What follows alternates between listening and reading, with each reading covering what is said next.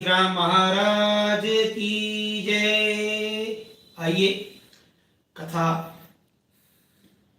श्रवण का अगला अध्याय बड़े प्रेम से बड़ी श्रद्धा से श्रवण करते हैं।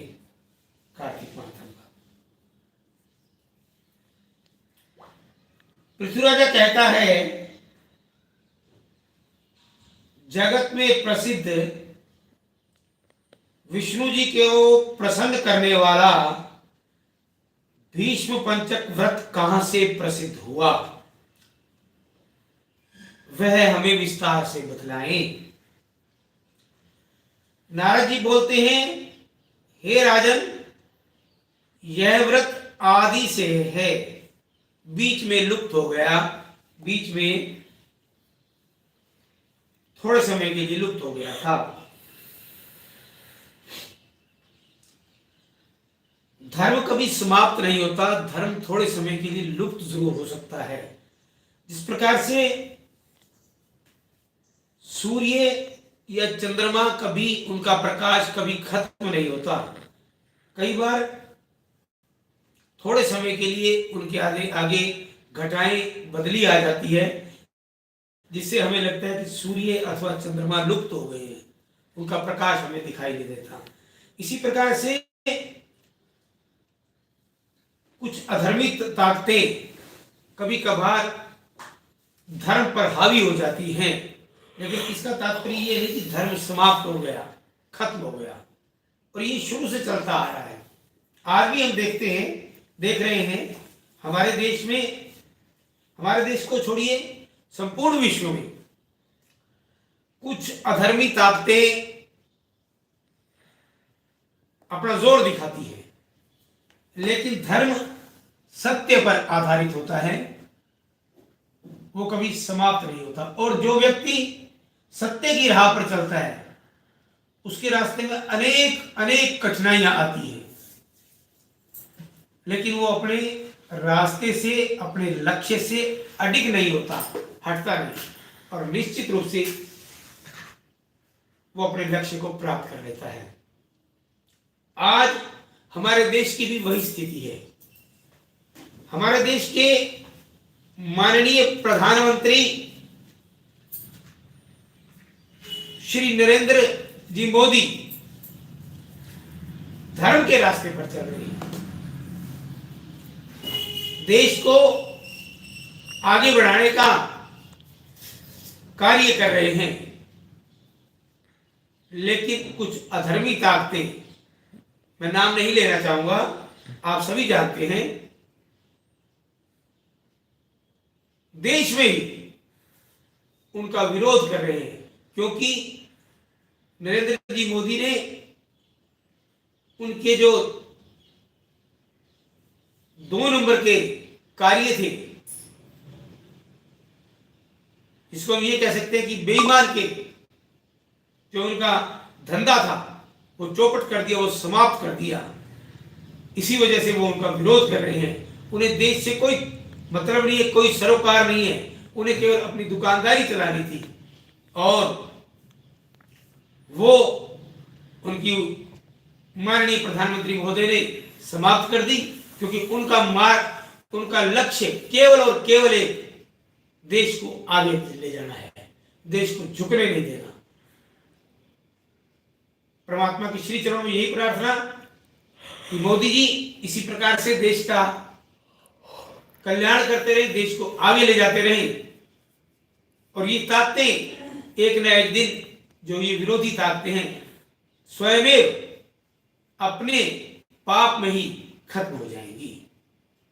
बोल सनातन धर्म की जय, बोल विष्णु भगवान की जय। द्वापर में कृष्ण जी ने प्रकाश किया, भीष्म जी से कृष्ण जी ने कहा, भीष्म ने किया, इसी से भीष्म पंचक नाम है। पृथ्वीराजा पूछता है कि गंगा के पुत्र भीष्म जी का और कृष्ण जी का कब संवाद हुआ। नारद जी कहते हैं कि कुंती के पुत्रों से कहे गए श्री कृष्णचंद्र दूत बनकर जब कौरवों के पास आए, विदुर जी के घर को गए, विदुर जी ने परम आनंद से कृष्ण जी का सत्कार किया। कृष्ण जी महाराज प्रेम से प्रसन्न होते हैं। जाति, पांडित्य, धन, शूरवीरता इनसे प्रसन्न नहीं होते। भीष्म जी कृष्ण जी का आगमन सुनकर दर्शन करने को आए। भीष्म जी को आया देख करके कृष्ण जी ने उठकर नमस्कार किया और गले लगा करके मिले। बोल कृष्ण भगवान की जय। अपने अपने आसन में बैठकर परस्पर कुशल प्रश्न पूछने लगे। पीछे भीष्म जी बोले, जिनकी भोग का विलास से संसार की सृष्टि, पालन, नाश होता है, ब्रह्मादिक देवता जिनको जानने में समर्थ नहीं है, सो कृष्णचंद्र महाराज कुंती के लड़कों की दूत विधि कहते हैं। हे भगवान, हमारे चित्त में बड़ा संदेह है। आप समदर्शी हो, सेवा करने को तैयार ऐसे लोगों को छोड़ पांडवों के भाई, मित्र, गुरु संकट में सहायक होते हो। पांडवों में कोई वशीकरण शक्ति है जिससे ईश्वर रूप आप वशीभूत हो? इसका कारण कहें। श्री कृष्ण जी बोले, हे गांगे, गांगे नाम था दूसरा नाम भीष्म जी का, क्योंकि वो गंगा पुत्र भी थे। और भीष्म नाम तब पड़ा जब उन्होंने आजीवन ब्रह्मचर्य व्रत का पालन करने की भीष्म प्रतिज्ञा की, तब उनका नाम भीष्म पड़ा। वास्तविक नाम देवव्रत था, बचपन का नाम देवव्रत था। गांगे इसलिए कहते थे कि वो गंगा पुत्र थे, और भीष्म नाम इसलिए पड़ा कि उन्होंने भीष्म प्रतिज्ञा की। ये नाम थे उनके। तुम यह नहीं पूछो, यह गुप्त बात है। भक्ति से हम वशीभूत होते हैं। हमने लोक में व्रत किया है जिससे भक्त लोग संसार से छूट जाते हैं। भगवान कृष्ण ने कहा कि हम भक्ति के वशीभूत हो जाते हैं। भगवान कृष्ण की भक्ति के बारे में रसखान कवि ने बड़े सुंदर शब्दों में कहा अपने दोहों में। पूरा दोहा तो ध्यान में नहीं है, लेकिन अंतिम पंक्तियां जो है, ताही अहीर की छोरियां छछिया भर साज पे नाचने। जो कृष्ण भगवान संपूर्ण विश्व को संचालित करते हैं, और वही उनकी लीला देखिए, थोड़ी सी छाछ, थोड़े से मक्खन के ऊपर उन सखियों के भक्ति के कारण उनके वशीभूत हो जाते हैं। तो भगवान केवल भाव के भूखे हैं, भक्ति के भूखे हैं। निस्वार्थ भाव से अगर हम कृष्ण जी की, विष्णु जी की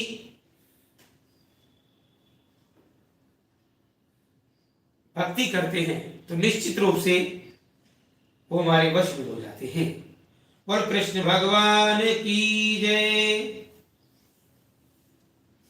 भीष्म जी बोलते हैं, मुनि लोगों ने आपके आराधन करने वाले धर्म कहे हैं। हे ईश, जिस धर्म से तुम वशीभूत होते हो वह धर्म कहो। नारद जी कहते हैं, भीष्म जी द्वारा पूछे गए संसार के दुख जानने वाले कृष्ण जी भीष्म से बोले। पूर्व काल में उज्जैनी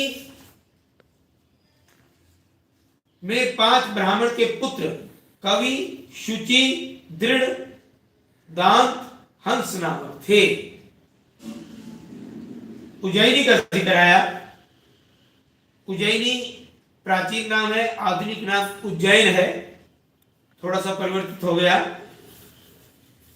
अभी थोड़े दिन पूर्व हमारे देश के माननीय प्रधानमंत्री, जो सनातन धर्म के ध्वजवाहक के रूप में कार्य कर रहे हैं, उन्होंने बड़े बेहतरीन, बड़े सुंदर महाकालेश्वर मंदिर के कॉरिडोर का उद्घाटन किया। एक बेहतरीन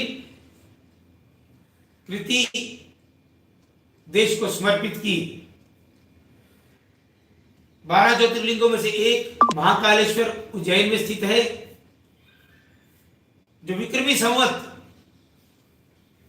जो हमारे पंचांग में चलता, जो सनातन धर्म के अनुसार सारे व्रत त्योहार विक्रमी संवत के अनुसार आते हैं।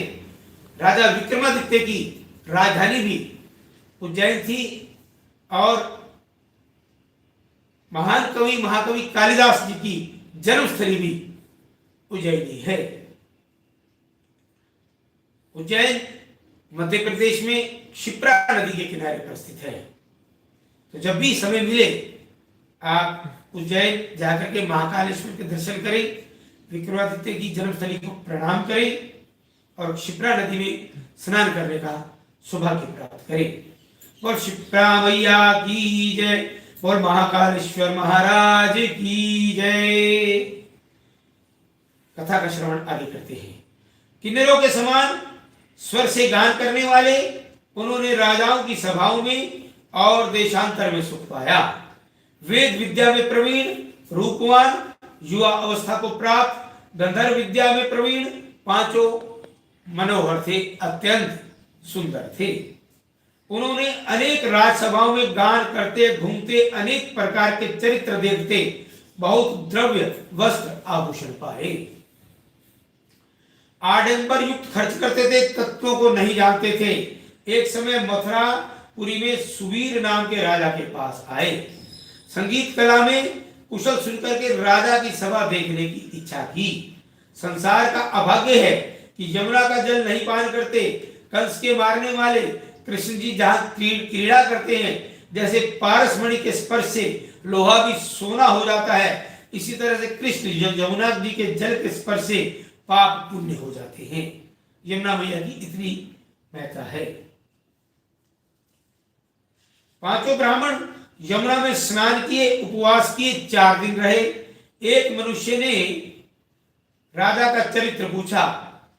वह मनुष्य विचार कर बोला, राजा की एक कादम्बरी नामक भोगपत्री स्त्री संगीत विद्या में कुशल, राग तथा कंठ में किन्नरी के समान थी। उसकी स्त्री राजा के आगे नाचती है, उस जगह कोई नहीं जाता।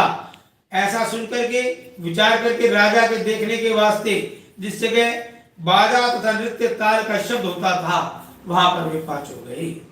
वहां जाकर अच्छी तरह खड़े होकर शब्द सुनकर राजा के समीप के रहने वाले लोगों से बोले, ओह खेत की बात है, राजा के समीप कोई संगीत जानने वाला भी नहीं है, बाजों में नृत्य की शुद्धता नहीं है, वीणा में 2 तार ढीले हैं, तार बराबर नहीं है। सो सुनकर किसी ने राजा से ये बात कह दी। राजा ने सुनकर आज्ञा दी, जाओ गुण दोष जानने वाले ब्राह्मणों को हमारे पास लेकर आओ। इस प्रकार राजा का वचन सुनकर उस पुरुष ने उन्हें बुलाया। वे वहां गए जहां कादम्बरी नामक रानी थी। राजा को आशीर्वाद देकर आसन में बैठे। रानी ने उन्हें संगीत कुशल जान करके विशेष नृत्य किया, जिसका गीत आलाप मनोहर देखकर सब सभा एक मन हो गई, मंत्रमुग्ध हो गई। रानी ने जब चक्र से ताल दिया तब उन ब्राह्मणों से रोकी गई। उसने चक्र छोड़ा, यथा योग्य ताल दिया, तब ताल खंडित नहीं हुआ। इस प्रकार कादम्बरी का गुण रूप देख करके पांचों गुणी मोहित हो गए। कादम्बरी भी उनका गुण देख करके उनके वशीभूत हो गई।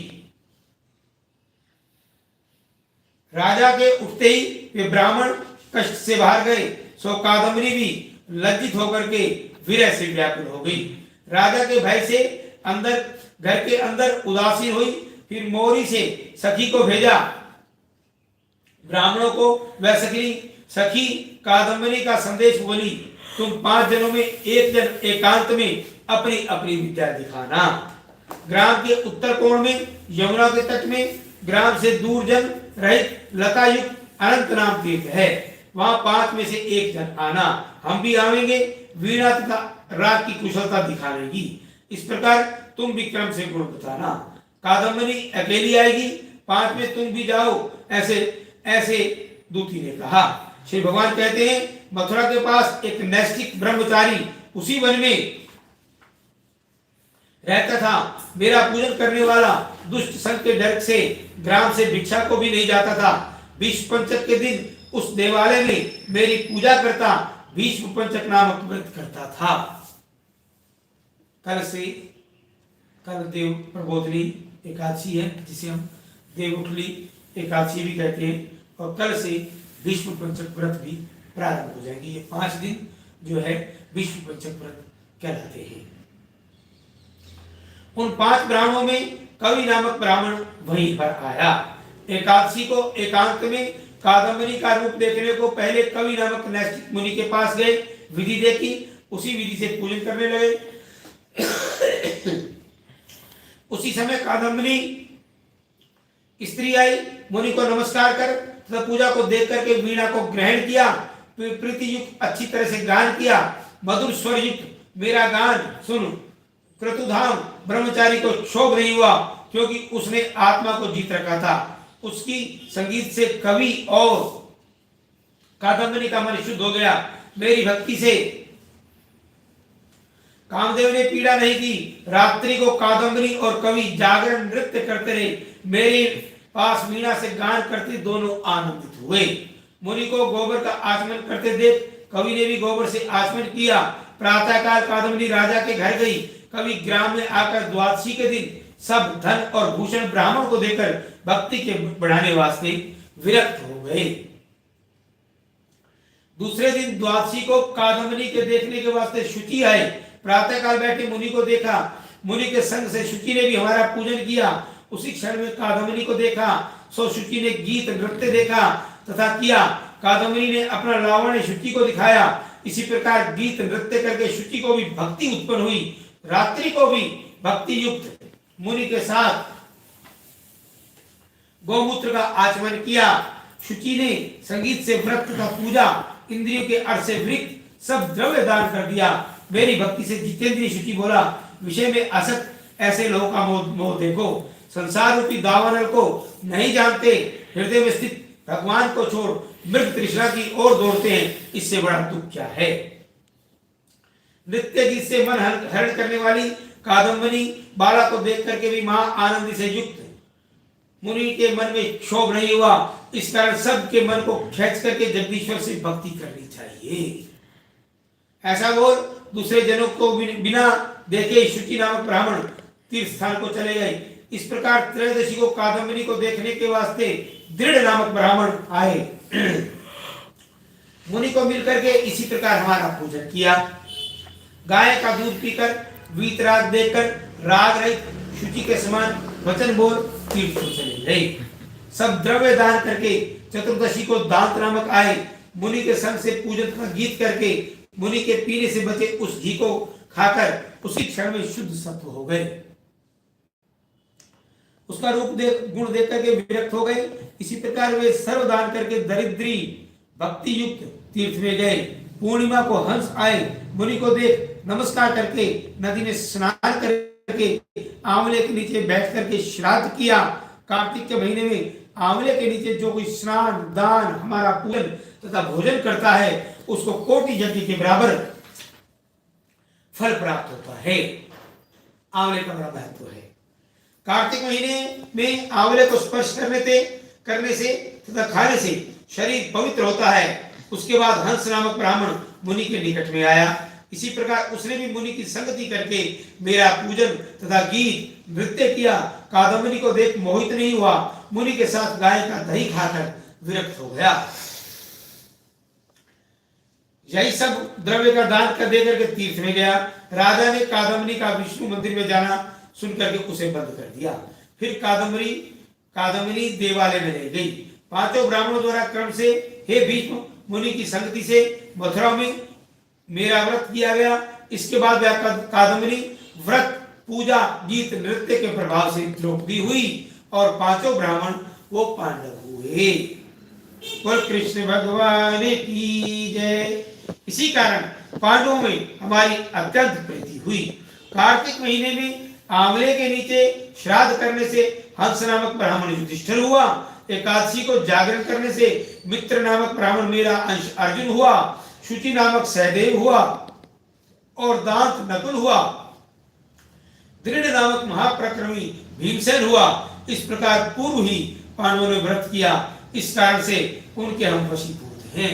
हम उनकी भक्ति के वशीभूत हैं। उनको अव्यय पद देंगे। फिर इस व्रत को तुमने किया। इसी से भीष्म पंचक व्रत प्रसिद्ध हुआ। जो लोग मथुरा में यह मेरा व्रत करेंगे मुक्ति उनके हाथ में है।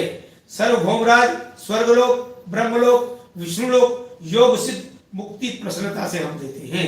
हमको वशीभूत करने वाला भक्ति योग दुर्लभ है। कार्तिक महीने में मथुरा में व्रत करने से प्राप्त होता है। नारद जी कहते हैं, इस प्रकार व्रत का महात्म सुनकर के भीष्म जी महाराज अत्यंत विस्मित हुए और वर्ष वर्ष में व्रत करते थे। तब से भीष्म जी के नाम से यह प्रसिद्ध हुआ। इसी व्रत के महात्म से बाणों की शैया में प्राप्त भीष्म जी के आगे चतुर्भुज कृष्ण जी खड़े हुए। जब तक भीष्म जी ने देह का त्याग किया तब तक कृष्ण जी महाराज उसी जगह पर खड़े रहे। जब भीष्म जी ने शरीर का त्याग किया तो श्री कृष्ण भगवान उनके सामने खड़े हुए थे। इससे बड़ा सौभाग्य और क्या हो सकता है। भगवान सामने खड़े हो और जब देह का त्याग हो रहा हो तो इससे बड़ा सौभाग्य, इससे अच्छी मृत्यु नहीं हो सकती। और भीष्म पितामह महाराज की जय। जो कृष्ण जी की सायुज्य और भक्ति चाहे तो पूर्वोक्त विधान से कार्तिक में भीष्म पंचक व्रत करे। हे राजन, इस प्रकार करने को अशक्त होवे तो एकादशी को और ब्रह्म पूर्णिमा पूर्णिमा को उपवास करे। बाकी 3 दिन में फलाहार करे, अखंडित दीपदान करे। 5 व्रत नहीं किए हो तो प्रबोधनी एकादशी के दिन ब्रह्म पूर्णिमा व्रत करे। अगर 5 दिन में कर सके तो प्रबोधनी एकादशी को व्रत करे। एकादशी अथवा पूर्णिमा को और किसी दिन की भी रात्रि दिन उपवास करके दूसरे दिन पंचगव्य का पान करे। पंचगव्य गौमूत्र, गाय की गोमय, गाय की गोबर का रस, दही, दूध और घी, ये पंचगव्य है। इसका पान करे, इसी का सेवन करे। इसी को ब्रह्म पूर्णिमा व्रत करने वाला भी भीष्म पंचक के फल को प्राप्त होता है। एकादशी के दिन विष्णु जी का पूजन करके रात्रि को जागरण करे तो सब कामना पूरी हो, ब्रह्म हत्यादि पाप भस्म हो जावे। विष्णु जी के प्रसन्न करने वाले स्तोत्र कथा का श्रवण, नृत्य, गीत, वाद्य, विष्णु जी के भक्तों का समागम, इनसे रात्रि भर विष्णु को जगावे। इसकी पुण्य की संख्या करने को ब्रह्म में भी समर्थ नहीं है। ब्रह्म पूर्णिमा व्रत का धारण करके पीपल और तुलसी को और आंवले को 16 तरह से पूजन करे। दही, भात, गन्ना और मूली दान करे। सूत्र से आंवला तथा पीपल को लपेटे तो असंख्य पुण्य को प्राप्त होता है, जिनकी संख्या नहीं कही जा सकती। पूर्णमासी को श्राद्ध करे, स्वर्ण, मोती, चांदी, चावल दीपदान करे। जैसा सामर्थ्य हो वैसा ही दीपदान करे। लोग रीति से उनके आगे जैसा विभव होए इस प्रकार पूजन कर भीष्म दीपांजन और नेत्र पालन देशाचार से करे। इति श्री पद्म पुराण अंतर्गत बाद में कार्तिक महात्म 30वां अध्याय समाप्त। बोल कार्तिक महात्म की जय, बोल विष्णु भगवान की जय, बोल शालिग्राम महाराज की जय। कथा श्रवण यदि अच्छा लग रहा हो तो आप अपना चैनल जय तिरंगा याद रखें, इसे लाइक, शेयर और सब्सक्राइब करते रहे और अपने मित्रों को, साथियों को भी बतलाते रहे। बहुत बहुत धन्यवाद। और विष्णु भगवान की जय।